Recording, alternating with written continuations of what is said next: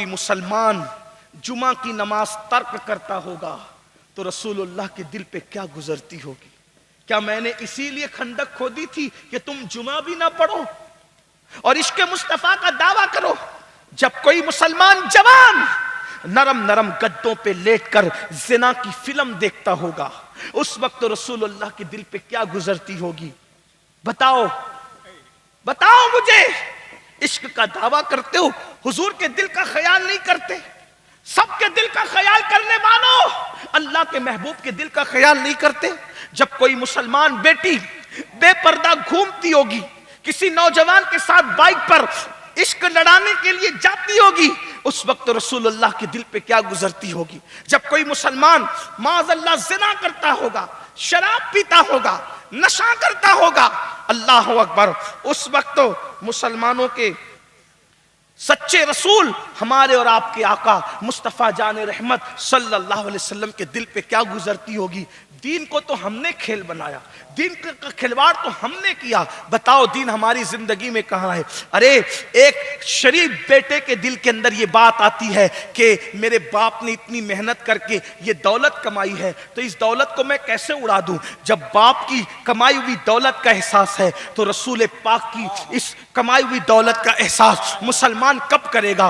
حضور نے خندق کھود دیے، پیٹ پہ پتھر باندھے، اور ایک بات آپ کو بتاؤں، بات چلے آگے تو عرض کی جائے گی لیکن لعاب سے متعلق جو بات کر رہا تھا اس کو سن لیں۔ اللہ کے رسول صلی اللہ علیہ وآلہ وسلم خندق کھود رہے ہیں اور حضور علیہ السلام کے جسم اطہر پر چادر ہے، اور ایک صحابی آتے ہیں اور آنے کے بعد عرض کرتے ہیں یا رسول اللہ صلی اللہ علیہ وآلہ وسلم مجھے بھوک لگی ہے، ہمارے گھر میں کئی دن سے چولہا نہیں جلا ہے۔ اور اس کے بعد وہ صحابی نے زبان سے کچھ نہیں کہا، وہ صحابی نے زبان سے کچھ نہیں کہا بلکہ انہوں نے اپنا کرتا اٹھا دیا، اور جب انہوں نے کرتا اٹھایا تو راوی بیان کرتے ہیں وہ صحابی جو بھوک کی شکایت لے کر آئے تھے، وہ صحابی جو بھوک کی شکایت لے کر آئے تھے، جب انہوں نے اپنا کرتا اٹھایا تو ان کے پیٹ پر ایک پتھر بندھا ہوا تھا، انہوں نے اپنے پیٹ پہ ایک پتھر باندھ لیا تھا۔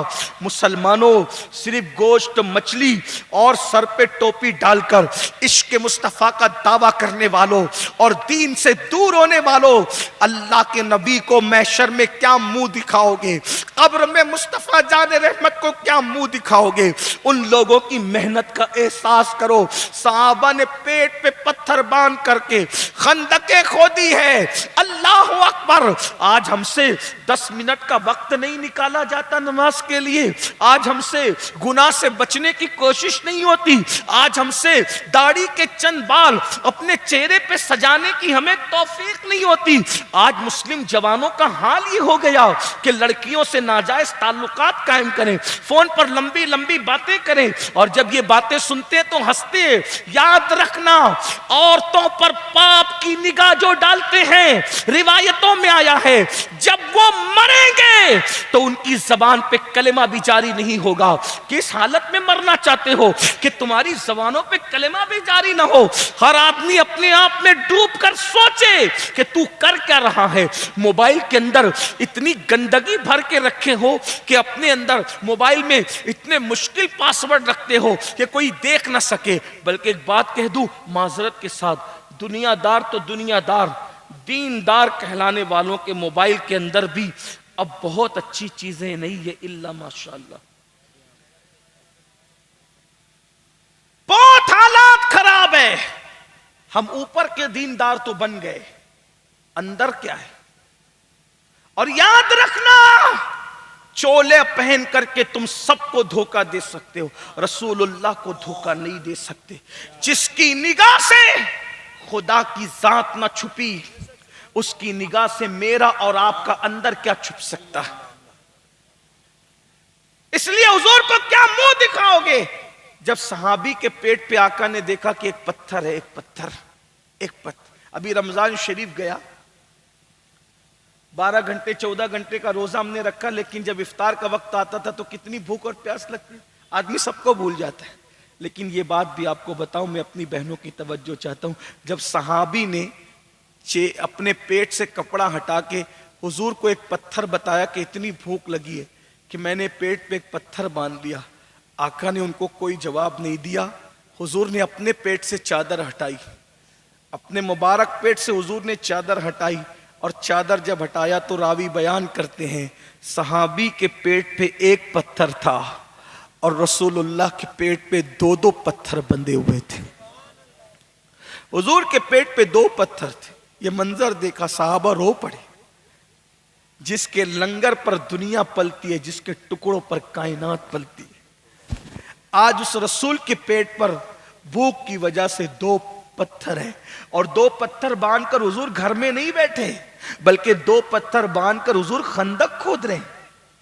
یہ منظر دیکھا حضرت جابر نے، یہ منظر دیکھا جابر نے، سیدنا جابر نے رو پڑے، دوڑے دوڑے گھر گئے، اور جانے کے بعد اپنی بیوی کو کہا کچھ کرو گی، کچھ مشورہ دو گی؟ کیا ہوا؟ روایت کو میں اپنے الفاظ کے جامع میں اس کی شرح کے ساتھ بیان کروں۔ کیا ہوا؟ میں نے دیکھا حضور کے صحابہ نے بھوک سے پیٹ پہ پتھر باندھ لی، اور رسول اللہ کے پیٹ پہ دو دو پتھر ہیں۔ اچھا تو ٹھیک ہے، ہمارے گھر میں آدھا سیر جو ہے، میں ابھی پیس لیتی ہوں، اور بکری کا بچہ ذبح کر دو، حضور کو چپکے سے بلا لو، کھلا دو۔ ہم پورے حضور کے لشکر کو کھلانے کی طاقت نہیں رکھتے۔ جابر چپے سے حضور کے کان میں کہنا تنہا آپ کی دعوت ہے، آدھا کلو جو ہے اور ایک بکری کا بچہ ہے، حضور کے لیے بہت کافی ہوگا، ہم لوگ بھی بھوکے کھا لیں گے۔ حضرت جابر گئے، آقا آپ کی اکیلے کی دعوت ہے، پورا لشکر ہم سب کو نہیں کھلا سکتے، آپ کے یاروں کو، حضور آپ گھر آ جائیں، چپکے سے آ کے کھانا کھا لیں۔ جیسے ہی جابر نے کہا آپ کی دعوت ہے، حضور نے فرمایا لشکر والوں، خندق کھودنے والوں، ادھر آؤ ادھر آؤ، مبارک ہو، تمہیں بھوک لگی ہے نا، جابر نے تمہاری دعوت رکھی ہے، سب تیار ہو جاؤ۔ جابر گھر گئے، غضب ہو گیا، کیا ہوا؟ بیوی سے کہا حضور نے پورے لشکر کو دعوت دی، میں نے تم کو پہلے ہی کہا تھا چپکے سے دعوت دینا، میں نے چپکے سے دعوت دی، پھر حضور نے اعلان کر دیا، حضور نے اعلان کیا، اب گھبرانے کی ضرورت نہیں، ہم نے حضور کی دعوت کی ہے، حضور کو کھلانا ہماری ذمہ داری ہے، حضور نے لشکر کی دعوت کی ہے، لشکر کو کھلانا حضور کے کرم پر۔ کھانا تیار ہو گیا، ہانڈی چولہے پہ رکھی ہوئی ہے، آقا نے فرمایا جب تک میں نہ آؤں ہانڈی کا ڈھکن نہ اتارنا، روٹی بنانا شروع مت کرنا۔ حضور آئے، آ کر کے بیٹھ گئے، اللہ اکبر۔ یہاں بھوک لگتی ہے تو آدمی بچوں کو بھول جاتا ہے، دو پتھر باندھ لیے، اکیلے کی دعوت آئی، سب صحابہ کو لے گئے اور اپنا لعاب نکالا، آٹے میں ڈال دیا، اپنا لعاب نکالا، ہانڈی میں ڈال دیا، اور فرمایا پکاتے جاؤ کھلاتے جاؤ، پکاتے جاؤ کھلاتے جاؤ۔ حضور کے لعاب کی برکت ہے کہ پورا لشکر کھا چکا، جابر کہتے اب بھی کھانا جیسا کہ ویسا ہی موجود۔ یہ لعاب مصطفیٰ، یہ اگر صرف لعاب پر گفتگو کی جائے تو پھر گھنٹوں گزر جائیں۔ تو حضور کی زندگی بتائیے اپنے بچوں کو، بات سمیٹتے ہوئے ابھی بات آئی نا کہ مسلمانوں کے حالات دیگر گوں ہیں، عشق رسول کا دعویٰ۔ ایک بات یاد رکھنا، بات سمیٹتے ہوئے کہہ رہا ہوں، جو جس سے عشق کرتا ہے اس کے دل کا خیال کرتا، اس کا دل نہیں دکھاتا۔ ماں سے عشق ہے، ماں کا دل نہیں دکھائے گا، باپ سے عشق ہے، باپ کا دل نہیں دکھائے گا۔ بتاؤ حضور سے عشق کرتے ہو، حضور کا دل کیوں دکھاتے؟ آج مسلمانوں میں بالخصوص جوانوں میں دو چیزیں بہت عام ہیں، ایک تو بدکاری زنا اور دوسرا نشہ، بلکہ باضابطہ طور پر مسلم بستیوں میں ان دونوں گناہوں کو پھیلانے کی کوشش کی جائے، کیونکہ اسلام دشمن طاقتیں جانتی ہے، دولت کا انبار لگا ہو، ایجوکیشن ہو، ڈگریاں ہو، سب کچھ ہو، اس کے باوجود بھی جس قوم میں زنا ہوگا اور جس قوم میں نشہ ہوگا وہ قوم کبھی ترقی نہیں کر سکتی۔ ہمارے معاشرے میں، ہمارے سماج میں نشے کو پرموٹ کیا جا رہا ہے، 16 سال کے لڑکے زنا کی طرف جا رہے ہیں، گندی فلموں کی وجہ سے، گندی پکچروں کی وجہ سے، اور نشے کی طرف جا رہے ہیں۔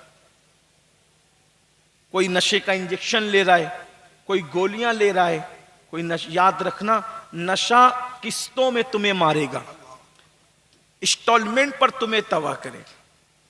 اور ایک بات یہ بھی بتاؤں، نشہ جو پھیلتا ہے وہ غلط صحبت کی وجہ سے، اس لیے اپنے بچوں پر نظر رکھو کہ تمہارا بچہ کس کے ساتھ اٹھتا بیٹھتا ہے. ماں باپ کا حال یہ کہ وہ بچوں پہ نظر ہی نہیں رکھتے, بچوں پر دھیان ہی نہیں رکھتے. سگریٹ پینے والوں کے ساتھ بیٹھنے والا بہت دن تک سگریٹ سے محفوظ نہیں رہ سکتا. پان کھانے والوں کے ساتھ بیٹھنے والا پان ہی کھائے گا. شربت پینے والوں کے ساتھ بیٹھنے والا شربت ہی پیے گا. شراب پینے والوں کے ساتھ بیٹھنے والا شراب ہی پیے گا. تو یہ نشیڑی لوگ جو ہوتے ہیں وہ دوسروں کو نشہ کرنے پر آمادہ کرتے ہیں, غصہ دلاتے ہیں, تیخ دلاتے ہیں. اور ایک بات یاد رکھنا, نشہ صرف جان نہیں لیتا بلکہ نشہ کبھی کبھی ایمان تک لے لیتا ہے. آپ ہمارے شہر میں ہم نے نشہ مخالف مہم چلائی تھی. 3-4 مہینے تک وہ مہم چلی تھی. ہر نکڑ پر ہم لوگوں نے جلسے کیے تھے, اور پھر شہر لیول پر بہت بڑا پروگرام ہوا تھا, وہ نیٹ پر شاید موجود ہوگا. اس میں پولیس آفیسران سے لے کے سیاسی لیڈران تک, امیر غریب علماء اور عوام سبھی موجود تھے. اس کے درمیان ہمیں بہت سارے تجربات ہوئے. ہم نے صرف تقریر نہیں کی تھی, اس میں ہم لوگوں نے یہ طریقہ اختیار کیا تھا کہ جلسوں میں ہم نشے کے خلاف تقریر کرتے ہیں, لیکن نشہ کرنے والے تو جلسے میں آتے ہی نہیں. تو پھر کیسے اس کا اثر ہوگا؟ کیونکہ جو نشہ کرے گا وہ جو نشہ کرتا ہے وہ اپنے باپ کی بات نہیں سنتا, وہ مولانا کی تقریر کیا سنے گا, وہ تو نشے میں مست ہے. تو ہم لوگوں نے پلان کیا تھا, پھر تقریر ہم نشے کے خلاف لوگوں میں اس لیے کرتے ہیں کہ آئندہ جن کو بگاڑا جانے والا ہے پہلے ہی ویکسین کے طور پر یہ لگا دو, تاکہ لوگوں کو پتا رہے کہ نشے کا نقصان کیا ہے. تو ہم نے یہ کیا تھا کہ نشہ کرنے والے جوانوں کو مرکز پہ لایا جائے اور ہم ان کی کونسلنگ کریں, ہم کریں, ہمارے ساتھی کریں. میں تو زیادہ رہ نہیں پایا, لیکن ہمارے احباب, اس درمیان میں ہمیں کچھ باتیں سمجھ میں آئی. نمبر 1, نشہ لوگ کیوں کرتے ہیں؟ سب سے پہلی چیز غلط صحبت. اور آپ کو حیرت, یہ مہاراشٹر کی بات بتا رہا ہوں, آپ کے یہاں کیا ماحول ہے نہیں پتا, عورتیں نشے کی چیزیں گھر سے بیچتی ہے, مسلمان ہی نشے کی چیزیں گھر سے بیچتے ہیں. حالات یہ. اور ایک بات یہ بھی بتاؤں, نشے کی چیزیں پہلے مفت میں دی جاتی ہے لڑکوں کو, تھوڑی سی چٹا دی جائے گی, تھوڑی سی کھلا دی جائے گی مفت میں, چلو ہماری اور اس کے بعد جب 2-4 بار میں وہ نشے کا عادی ہو جائے گا تو پھر اتنی مہنگی جو ہے وہ اس کو دی جاتی ہے کہ وہ خریدنا پڑتا ہے. جب کمائے گا دھمائے گا نہیں, نشائی پھر اس کو چوری کروائے گا, نشائی اس کو ڈکیتی کروائے گا, نشائی کسی کا قتل کروائے گا, نشائی کسی کے ہاتھوں کا رومال بنائے گا. یعنی ہر اعتبار سے. اور دیکھو نشے سے اتنی باتیں پیدا ہو رہی ہے, اور پھر قرض بڑھے گا, ادا نہیں کر سکے گا, لوگ تانا دیں گے, بیمار پڑ جائے گا, بزدل ہو جائے گا, ڈپریشن کا شکار ہو جائے گا, تو آخری میں نشے کی وجہ سے وہ پھانسی بھی لے لیتا ہے. بہت سے نوجوانوں نے لیا, نشے کی وجہ سے خودکشی کر لیا. یہ سب چیزیں ہو رہی ہے, بہت نشہ برباد کر رہا ہے. اور ہمارے ملک ہندوستان میں نشہ تیزی سے بڑھ رہا ہے. اللہ اکبر. میں تو یہ کہتا ہوں کہ کاش ہمارے ملک کے سربراہ لوگوں کی اللہ آنکھیں کھول دے. اگر ملک کو واقعی ترقی پر لے جانا ہے تو آپ کو نشہ مکت کرنا پڑے گا ملک کو. اور یہ بہت بڑے بڑے لوگ نشے کے کاروبار میں انوالو ہے. لوگوں کی رعایت کرنے کی بجائے ان بے گناہ عوام کی رعایت کیجئے. اس لیے کہ جب باپ نشہ کرے گا وہ اپنے بچوں کو پڑھا نہیں سکے گا, بچے جاہل رہیں گے تو ملک جاہل رہے گا. باپ نشہ کرے گا, اللہ اکبر, تو وہ اپنے بچوں کو کی بیماری میں علاج نہیں کر سکے گا, بچے مریں گے تو ملک کے بچے مریں گے. شوہر نشہ کرے گا, بیوی کی ضرورت پوری نہیں کر سکے گا. شریف ہے تو گھٹ گھٹ کے مرے گی, اور بے باک ہے تو کسی اور کے ہتھے چڑھے گی. ملک میں زنا پھیلے گا, ملک میں جرائم پھیلیں گے. اس لیے اللہ کے رسول علیہ السلام نے آج سے 1450 سال پہلے فرمایا کہ نشہ ہر برائی کی جڑ ہے, ام الخبائث ام الخبائث. اس لیے یہ میں آپ کے سامنے عرض کرنا چاہ رہا ہوں کہ انسٹالمنٹ پر نشہ تباہ کرتا ہے, برباد کرتا ہے, قوموں کی تباہی. صلاح الدین ایوبی نے کہا تھا جس قوم کو ہتھیار تباہ نہ کر سکیں اس قوم کو نشہ اور شباب, حسن اور نشہ تباہ کرنے کے لیے کافی ہے. اس لیے میری گزارش ہے اپنے بچوں کو غلط صحبت سے بچاؤ. اور پھر نشہ، اللہ کے رسول علیہ السلام فرماتے ہیں جو دنیا میں نشہ کرتا تھا جب وہ مرے گا تو اپنی قبر سے سور کی، خنزیر کی شکل میں اٹھے گا. نشہ کرنے والے سور کی شکل میں اٹھیں گے. بلکہ اللہ کے رسول صلی اللہ علیہ وآلہ وسلم نے یہاں تک فرمایا عبداللہ ابن مسعود سے، ابن مسعود میری امت کے کچھ لوگ ایسے ہوں گے جب وہ مریں گے تو قبر سے سور اور بندر کی شکل میں اٹھیں گے. تو عبداللہ ابن مسعود نے پوچھا تھا یا رسول اللہ جو سور اور بندر کی شکل میں قبروں سے اٹھیں گے کیا وہ آپ کو اللہ کا رسول نہیں مانتے ہوں گے، اللہ کو نہیں مانتے ہوں گے، قرآن کو اللہ کی کتاب نہیں مانتے ہوں گے؟ آقا نے فرمایا اے ابن مسعود وہ اللہ کا رسول بھی مانتے ہوں گے، قرآن کو بھی مانتے ہوں گے، اللہ کو بھی مانتے ہوں گے، مگر ان میں دو گناہ ہوں گے. ایک تو وہ میوزک کثرت کے ساتھ سنیں گے، میوزک گانے کثرت کے ساتھ سنیں گے، اور دوسرا شراب کا نام بدل بدل کر پیئیں گے. تو کیا ہوگا؟ شراب کا نام بدل بدل کر پینے کی وجہ سے اللہ اکبر وہ قبروں سے اٹھیں گے تو سور اور بندر کی شکل میں. آج شراب کا نام بدل کے پیا جا رہا ہے. لوگ کہتے ہیں ٹھنڈی میں پیو تو صحت بنتی ہے، یہ ہوتا ہے وہ ہوتا ہے. حدیث پاک ہے جس چیز کو اللہ نے حرام کر دیا ہے اس سے اللہ نے فائدے کو ختم کر دیا ہے، شفا کو ختم کر دیا ہے. حرام میں شفا نہیں ہے، بخاری شریف کی حدیث ہے. اس لیے جو حرام ہے وہ نقصان ہی پہنچائے گا. اگر آپ کو بظاہر اس میں کچھ فائدہ لگتا ہے تو یاد رکھنا یہ آپ کی عقل کا فطور ہے مگر وہ نقصان پہنچائے گا. آخری بات جو عرض کرنے چلا تھا وہ سن لے ایک روایت، اس کے بعد میں بات کو مکمل کر دوں کہ نشے سے دنیا بھی برباد ہوتی ہے اور آخرت، ایمان تک چلا جاتا، ایمان تک چلا جاتا. ایک بہت بڑا ولی کہلاتا تھا بنی اسرائیل میں، اس کا نام تھا برسیسا. اس کا نام کیا تھا؟ برسیسا. کثرت کے ساتھ حدیث میں اس کا ذکر ہے برسیسا کا. اتنا بڑا ولی تھا وہ کہلانے والا کہ اس کے 20,000 یا 60,000 شاگرد ایسے تھے جو ہوا میں اڑتے تھے. یہ میں نہیں کہہ رہا ہوں، حدیث پاک میں ہے.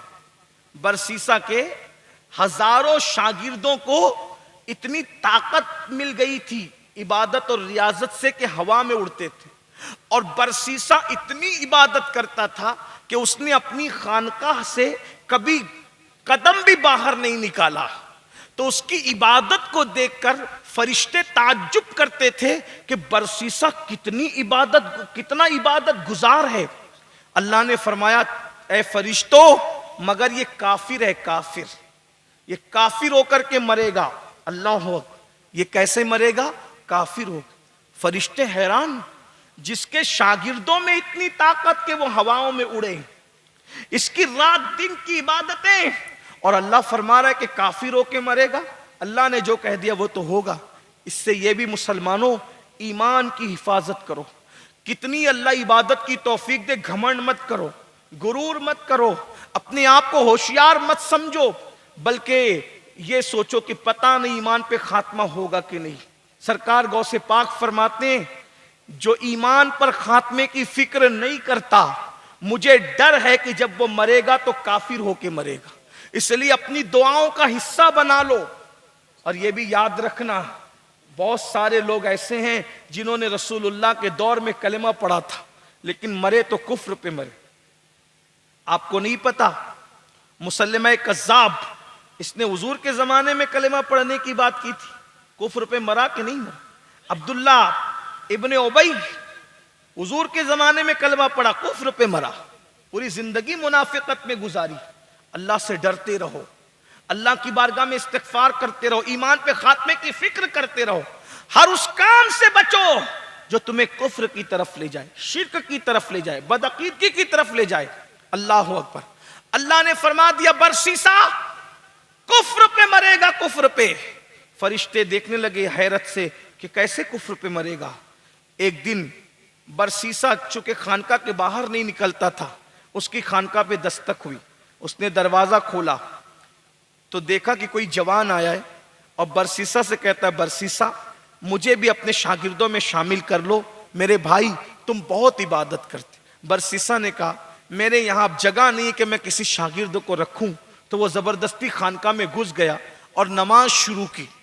جب نماز شروع کی تو 3 دن اور 3 رات وہ نماز میں کھڑا رہا. جو جوان آیا تھا 3 دن اور 3 رات نماز میں کھڑا رہا. برسیسا اس سے متاثر ہو گیا. اس نے کہا اے جوان، میں 3 دن اور 3 رات تک کے ایک وقت میں کھڑا نہیں رہ سکتا نماز میں، اور تو کتنا پارسا، تو کتنا پرہیزگار، تو تو شاگرد بننے آیا، میں تجھ سے متاثر ہو گیا. اتنے انہماک اور اتنے یقین کے ساتھ، اتنی ڈوب کر میں نے کبھی عبادت نہیں کی. میں سو بھی جاتا ہوں، میں کھاتا بھی ہوں، اتنے طویل قیام میں نہیں کر سکتا، اتنے طویل سجدے میں نہیں کر سکتا. اس جوان نے کہا برسیسا، ایسی عبادت پید کرنے کے لیے کوئی گناہ کرنا پڑتا ہے، اس لیے کہ تو نے زندگی میں کبھی گناہ نہیں کیا. برسیسا، ایسی عبادت کے لیے گناہ کرنا پڑتا ہے. تو کہا گناہ کیوں کرنا پڑتا ہے؟ کہا گناہ اس لیے کرنا پڑتا ہے کہ جب احساس گناہ انسان کو تڑپاتا ہے تو انسان لذت کے ساتھ عبادت کرتا ہے. ایک گناہ کر. اس نے کہا اگر ایسی لذت مل جائے ایک گناہ کی وجہ سے تو میں ایسے تو گناہ کرنے کے لیے تیار ہوں. دیکھو کیسے کیسے انسان بگڑتا ہے. اس جوان نے کہا کوئی گناہ کر. تو کہا کیا کروں؟ اس جوان نے کہا زنا کر. اس نے کہا استغفر اللہ، میں زنا نہیں کروں گا، کیونکہ اللہ کا اعلان ہے کہ اللہ نے زنا کرنے والوں پر جنت کی خوشبو بھی حرام کر دی. پھر زنا کی مختلف شکلیں اور اس کے وعید ہے، یہ بھی سن لیں. برسیسا نے نہیں کہا، لیکن زنا کی بات آئی تو میں آپ کو بتاؤں. سرکار غریب نواز کے پیر و مرشد خواجہ عثمان ہروانی نے غریب نواز سے بیان کیا کہ جب کوئی زنا کرنے والا زنا کرتا ہے اور اس کے بعد وہ غسل کرتا ہے تو اس کے غسل کے جتنے قطرے ٹپکتے ہیں ہر قطرے سے شیاطین پیدا ہوتے ہیں، اور وہ شیاطین قیامت تک جرم کرتے رہیں گے اور ان سب کے جرائم کا عذاب اس کو بھگتنا پڑے گا جس کے زنا کی وجہ سے وہ شیاطین پیدا ہوئے تھے. ایک بات اور بھی، اللہ توبہ کی توفیق دے ان جوانوں کو جو شادی سے پہلے زنا کریں یا شادی کے بعد اور توبہ نہ کریں. اللہ ان کے گھر میں عیب دار بچے پیدا کرتا ہے، لنگڑے لولے عیبی بچے پیدا کرتا ہے.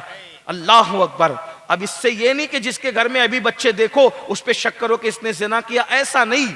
کبھی کبھی اللہ عیبی بچے آزمائش اور امتحان کے لیے بھی پیدا کرتا ہے، تو سب کو شک کی نظر سے مت دیکھنا، مگر زیادہ تر عیبی بچے ان کے گھر میں پیدا ہوں گے جنہوں نے شادی سے پہلے یا شادی کے بعد زنا کی اور توبہ نہیں کی. اس لیے سچی توبہ کر لو. تو برسیسا کو کہا برسیسا زنا کر. برسیسا نے کہا نہیں، میں زنا نہیں کر سکتا کیونکہ اللہ نے اس کی سخت وعید بیان کی.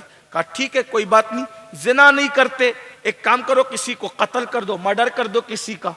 کہا نہیں، یہ بھی غلط ہے، کیونکہ یہ بھی اللہ کا اعلان ہے کہ جس نے کسی کو بے جان قتل بھی، کسی کو بے گناہ قتل کیا، اس پر بھی جنت کی خوشبو حرام ہے، میں قتل بھی نہیں کروں گا. اس نے کہا چلو بھائی، جب پھر تمہیں عبادت کی لذت کیسے ملے؟ کہا کوئی چھوٹا گناہ بتاؤ جس میں زیادہ نقصان نہ ہو. کہا ٹھیک ہے، قتل نہیں کرتے، زنا نہیں کرتے، کچھ شراب پی لو. اگر تم شراب پی لو گے تو گناہ تو ایک گناہ کرنا ہے، پھر دیکھنا جب وہ گناہ یاد آئے گا تو تمہارے آنسو آئیں گے، لذت آئے گی عبادتوں میں. برسیسا نے کہا یہ آسان ہے. برسیسا نے کیا کہا؟ یہ آسان ہے. تو اس نے پوچھا اس جوان سے کہ بھئی یہ شراب ملے گی کہاں؟ ہم نے تو کبھی شراب دیکھا ہی نہیں، کچھ خریدا ہی نہیں، کہاں ملے گی؟ تو دیکھو شیطان کا ہتھ کنڈا. اس جوان نے جو آیا تھا کہا وہ جنگل میں ایک عورت شراب بیچتی ہے، چپکے سے وہاں چلے جاؤ، شراب خرید لو، پی لو، تمہارا کام ہو جائے گا. اب برسیسا پہلی بار اپنی خانقاہ سے نکلا، جو کبھی ملنے نہیں نکلا کسی سے، کسی کو صدقہ دینے نہیں نکلا، کسی کی مدد کرنے نہیں نکلا. آج وہ کس لیے نکل رہا ہے؟ شراب خریدنے کے لیے. حالانکہ اس کی نیت کہیں نہ کہیں اچھی ہے اور بہت اچھی ہے. بس نیت اس کی کیا ہے کہ بھئی اگر اس طرح کی لذت والی عبادت کا شوق مجھے بھی مل جائے گناہ کی وجہ سے، کہیں نہ کہیں اس کے دل و دماغ میں کچھ اچھی نیت ہے. لیکن اللہ کی پناہ، اللہ کی پناہ، اللہ اکبر. جب برسیسا شراب خریدنے کے لیے جنگل جانے لگا، فرشتوں کی چیخیں نکل گئی کہ اللہ کی تقدیریں ہر تدبیر پر غالب آ جاتی. خدا کی تقدیر کے آگے کسی کی تدبیر نہیں چلتی. اور جب شراب خریدنے کے لیے چپکے سے جنگل میں बरसीसा पहुंचा तो देखा कि खूबसूरत औरत शराब बेच रही थी, बहुत खूबसूरत थी। बरसीसा ने तो कभी औरत देखी नहीं थी, इतनी खूबसूरत औरत को देखा, उसके हाथों से शराब पी और शराब के नशे में इतना बदमस्त हुआ कि उस औरत से जिना कर। जब जिना किया तो उसी जिना की कैफियत में उसका शौहर आ गया, नशे में था, भरपूर नशे में था।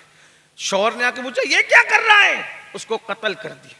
जिस गुनाह से बचने की बात कर रहा था, नशे ने वो दोनों गुनाह करा दिए, जिना भी किया, कत्ल भी किया। इसी में मसरूफ था कि शैतान जो जवान की शक्ल में आया था, बादशाह के यहां जाके कहा बरसीसा कहता है कैसा है, तो कहा वो तो वली है। कहा चलो आओ बताता हूं वो वली कैसा है। जब वहां पहुंचा तो देखा कत्ल भी पड़ा है, जिना हो रहा है। कहा ये तुम्हारा वली है बरसीसा। बादशाह को गुस्सा आया, सिपाहियों को कहा पकड़ो इस मुनाफिक को, बदबख्त को, ऊपर से कुछ दिखता है अंदर से कुछ है। काजी के पास मुकदमा गया, जो नेकी का लिबादा ओढ़ के नशा करे, जिना करे, कत्ल करे, सजा क्या है। कहा कि पहले तो इसको कोड़े लगाओ, क्योंकि गैर शादीशुदा है, जिना की सजा कोड़े, शराब की सजा कोड़े, और फिर इसने धोखा दिया ना हमें तो इसको कत्ल करो। कोड़े लगाए, बहुत मारा उसको, और फांसी के फंदे पे लटकाने के लिए जब उसको ले जा रहे थे तो वही जवान आया। आने के बाद कहा बरसीसा मुझे पहचानते हो कौन हूं। कहा वही मेरी खानका में जो शागिर्द बनने आए थे ना। कहा वो शागिर्द वागिर्द कुछ नहीं, शैतान हूं शैतान, तुझे वरगलाने आया था। शराबी मैंने बनाया, जिना मैंने करवाया, कत्ल मैंने करवाया, बादशाह को बुलाकर भी मैं ही वहां तक लाया था, ये सब मैंने कराया। अब तू मर रहा है ना, बदनाम होके मर रहा है, शराब का धब्बा लेके, जिना का धब्बा लेके, कत्ल का धब्बा लेके, सारे गुनाहों का धब्बा लेके तू मर रहा है। तुझे आज कोई नहीं बचा सकता, मैं बचा लूंगा, अभी बचा लूंगा, ये तुझे छोड़ देंगे। और फिर क्या होगा, फिर तू बहुत नेकी करना, परहेजगारी करना, तकवा इख्तियार करना, तौबा कर लेना, तो तेरी ये सब पिछली जिंदगी भूल जाएंगे और तेरी वही जिंदगी तकवे परहेजगारी लोगों को याद रहेगी। उस हालत में मरेगा तो फिर वली कहलाएगा, लोग तेरी इज्जत करेंगे। आज तो तुझे कोई इज्जत करने वाला नहीं।